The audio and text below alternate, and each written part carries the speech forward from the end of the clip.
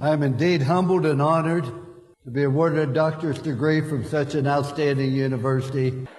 I have a strong faith in God, and I don't know how people live without it. Ladies and gentlemen, I want you to know this. I was born with a silver spoon in my mouth. I know. I was born in Fallsby, West Virginia.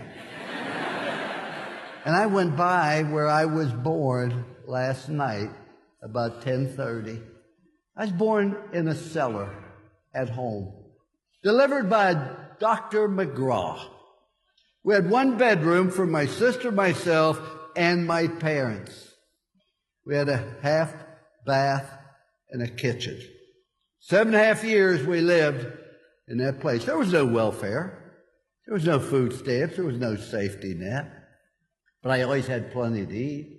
Because every time I asked for seconds, my dad would say, no, you had plenty. But the reason I was born with a silver spoon, my dad had only gone to the 3rd grade. That's all the education he had. But why was I born with a silver spoon in my mouth? Because I was taught by my parents that life's a matter of making choices, wherever you are, good or bad, because of choices you make. See, there's a rule in life that said you're either growing or you're dying.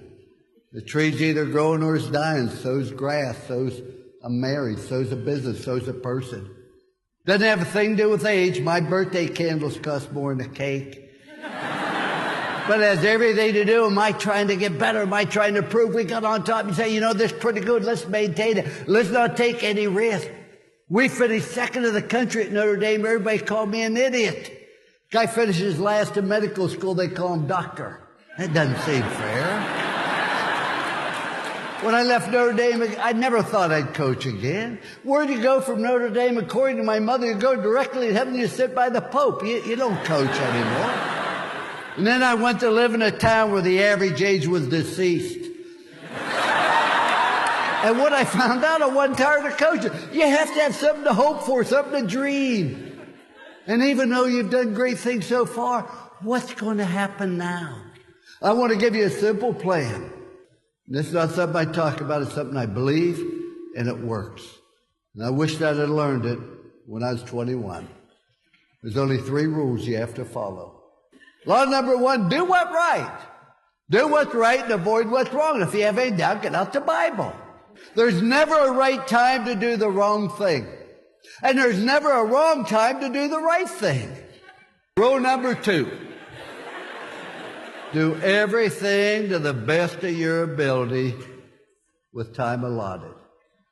Everybody can be the best you're capable of being.